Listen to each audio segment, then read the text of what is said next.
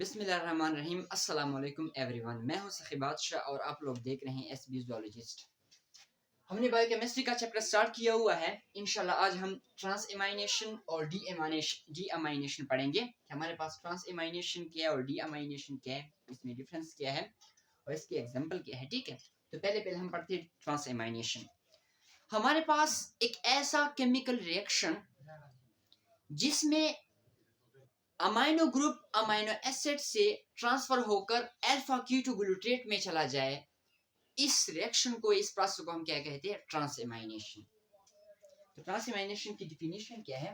Trans एमाइनेशन is transfer of amino group, ये वाला है, from an amino acid to alpha ketoglutarate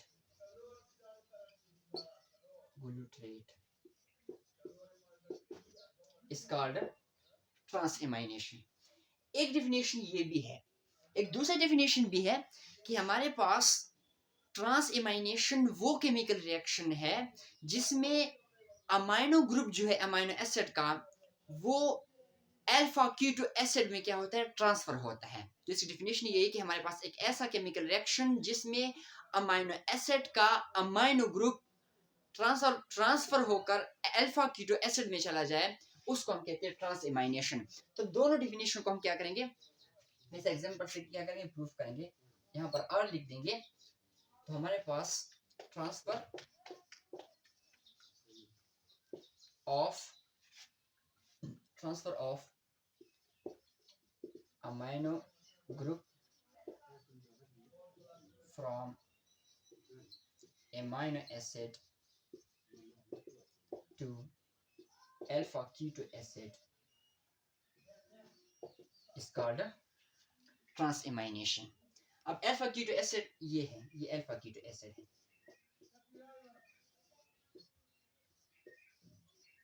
इसको definition को भी प्रूफ करेंगे और इसको भी प्रूफ करेंगे। अल्फा कीटोग्लूटेट हमारे पास एक प्रीडोमिनेंट एमिनो एसिड है, हमारे पास ये वाला। अगर हम इसको देखें अल्फा कीटोग्लूटेट को, तो इसका हमारे पास जो स्ट्रक्चर है वो इस तरह है।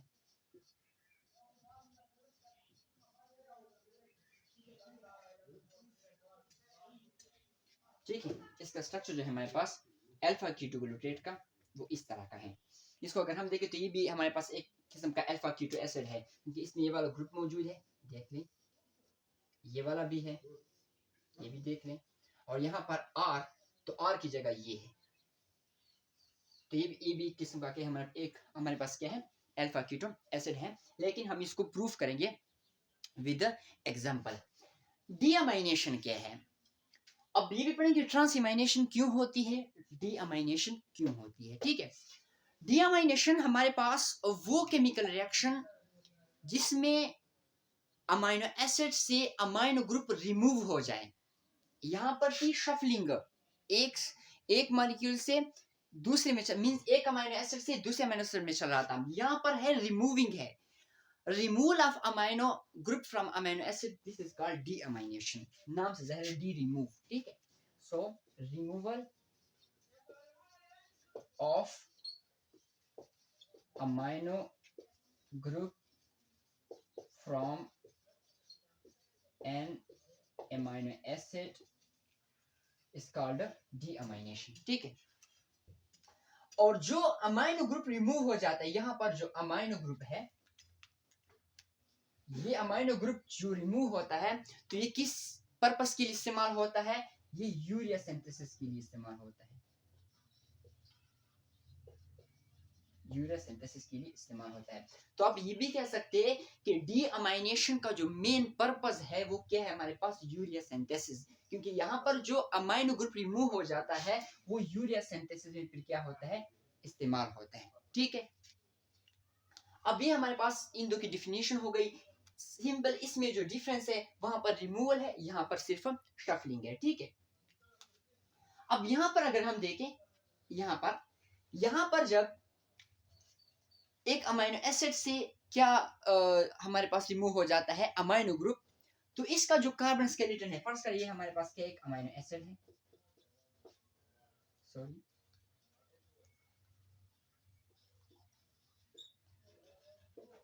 ये हमारे पास एक अमीनो एसिड है, ठीक है। यहां से क्या रिमूव हुआ, NH3, ठीक है। और यहां पर फिर ये वाला जो कार्बन स्केलेटन है, ये कार्बन स्केलेटन जो है ये वाला, ये फिर कन्वर्ट हो जाता है किस चीज में, अल्फा कीटो एसिड में। इसमें किसके जरिए से, ट्रांस एमाइनेशन के जरिए से कन्वर्ट होता है। अब ये अल्फा कीटो एसिड, ये हमारे पास बात नोट में रख लो कि ये अल्फा कीटो एसिड पे इसका क्या फंक्शन है, मींस इसको हम किसी चीज के लिए इस्तेमाल कर सकते हैं। तो हाँ, हम इस कीटो एसिड को मुख्तलिफ चीजों में इस्तेमाल कर सकते हैं। पहला ये है इसको, पहला ये है हमारे पास कि इस अल्फा कीटो एसिड को हम फैट्स की सिंथेसिस में इस्तेमाल कर सकते हैं, फैट्स की सिंथेसिस में इस्तेमाल कर सकते हैं, ठीक है। इस हमारे पास अल्फा कीटो एसिड को हम ग्लूकोज की सिंथेसिस के लिए भी इस्तेमाल कर सकते हैं, इससे हम एनर्जी प्रोड्यूस कर सकते हैं, ठीक है, एंड सो ऑन। ये हमारे पास कुछ पॉइंट्स हो गए, ठीक है। अब मैंने डीअमाइनेशन का पर्पस बताया कि यूरिया सिंथेसिस से होती है, लेकिन ट्रांसएमाइनेशन इसका क्या वो है। ट्रांसएमाइनेशन का एक तो ये फंक्शन हो गया, ये तीनों फंक्शन भी हम ट्रांसएमाइनेशन के लिए लिख सकते हैं, क्योंकि अल्फा कीटो एसिड जो है हमारे पास जो अल्फा कीटो एसिड बनता है वो ट्रांसएमाइनेशन से बनता है। तो ये तीनों पॉइंट्स भी हम इसलिए लिख सकते हैं कि इसके ये पर्पस है। और जो चौथा हमारे पास मेन पर्पस है वो ये है कि बाय ट्रांसअमाइनेशन से हम क्या कर सकते हैं, नॉन एसेंशियल अमाइनो एसिड की क्या करते हैं, प्रोडक्शन करते हैं। नॉन एसेंशियल अमाइनो एसिड की प्रोडक्शन हम ट्रांसएमाइनेशन के जरिए से कर सकते हैं। नॉन एसेंशियल अमाइनो एसिड और एसेंशियल अमाइनो एसिड, इस पर मैंने एक पहले वीडियो क्या की है, बनाई है, ठीक है। अब हमारे पास क्या होता है, अब एग्जांपल पढ़ेंगे इसका, ट्रांसएमाइनेशन का और डीअमाइनेशन का। इसको भी प्रूफ करेंगे, इसको भी प्रूफ करेंगे, ठीक है।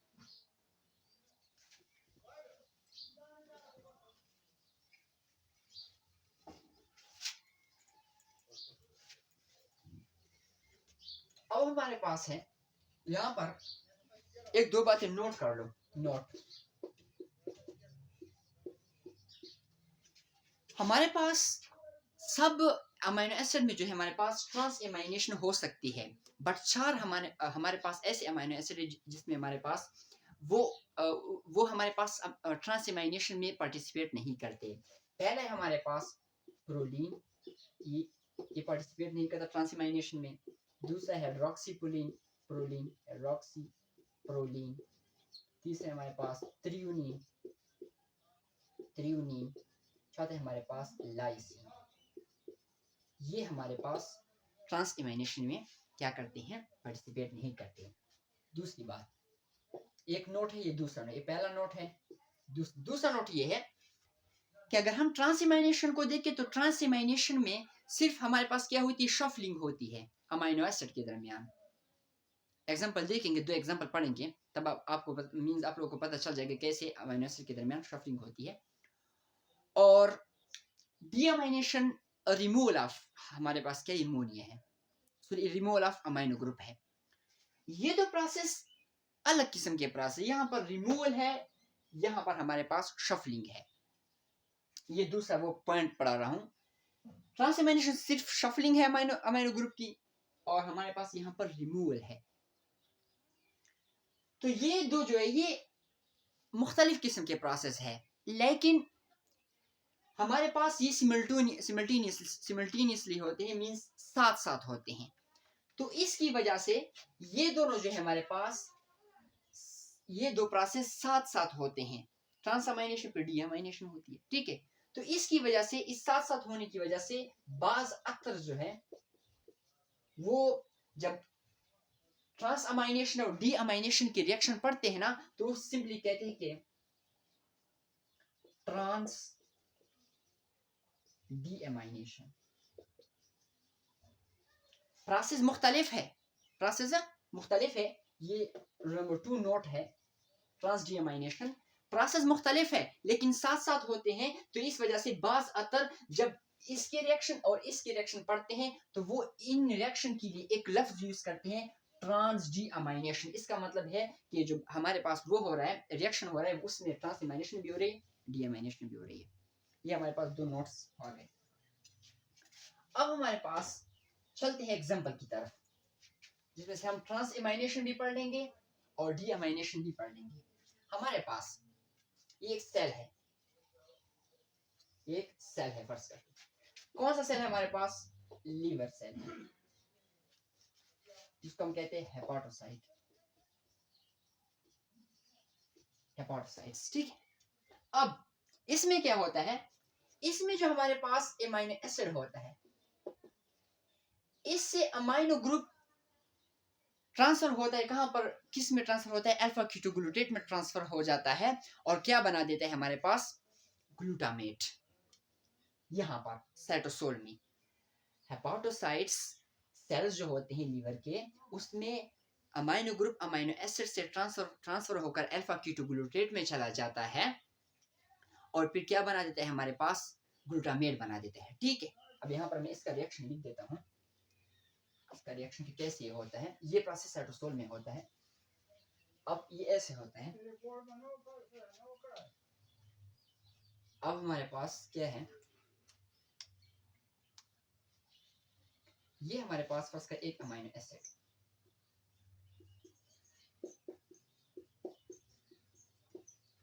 NH3, क्या होता है हमारे पास, यहाँ पर ये रिमूव हो जाता है,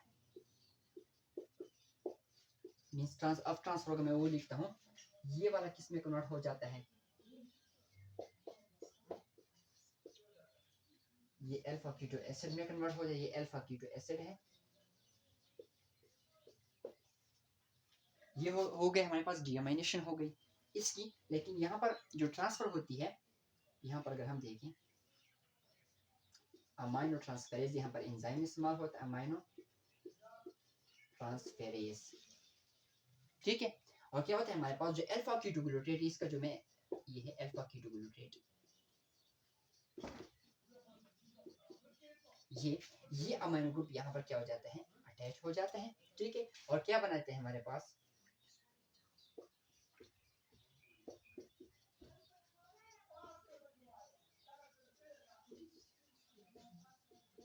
ये ग्लूटामेट बन जाता है। ये कहां पर बन गया? साइटोसोल में ग्लूटामेट बन गया, ठीक है। इसका जो ओवरऑल रिएक्शन है वो भी मैं लिखता हूं। ये हमारे पास प्रोसेस साइटोसोल में हो गया, ट्रांसइमाइनेशन हो गई, ठीक है। इसकी हमारे पास ट्रांसइमाइनेशन हो गई। ये अल्फा कीटोग्लूट्रेट है, अल्फा कीटोग्लूट्रेट, ठीक है। ये ग्लूटामेट है, ये प्रोसेस साइटोसोल में हो गया। अब हमारे पास इसका मैं वो लिखता हूँ ओवरऑल रिएक्शन। ओवरऑल रिएक्शन में इसका लिखता हूँ, रिएक्शन ये है कि हमारे पास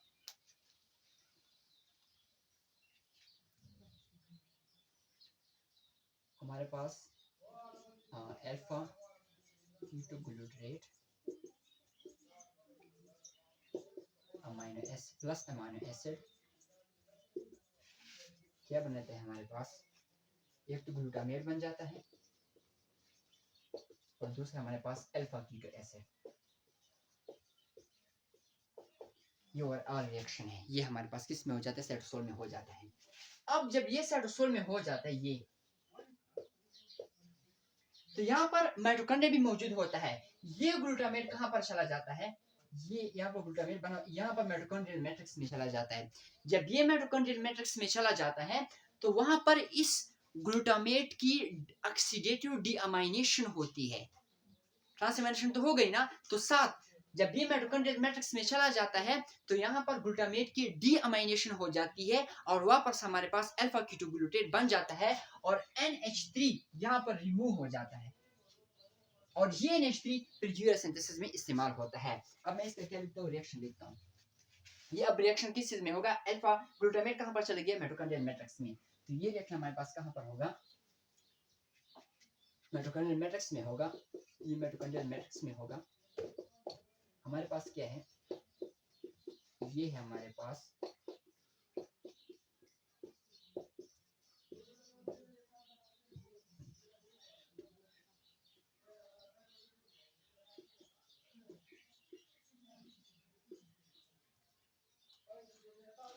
ये माइटोकॉन्ड्रिया में क्या होता है, ये निकल जाता है, ये फिर हमारे पास यूरिया सिंथेसिस में इस्तेमाल होता है। यूरिया सिंथेसिस पर कि यूरिया कैसे हमारे पास सिंथेसाइज होती है, इस पर मैंने एक हमारे पास वीडियो बनाई है। हमारे पास इस वीडियो में, उस वीडियो का हमारे पास डिस्क्रिप्शन में लिंक मौजूद है, ठीक है। और यहाँ पर क्या होता है कि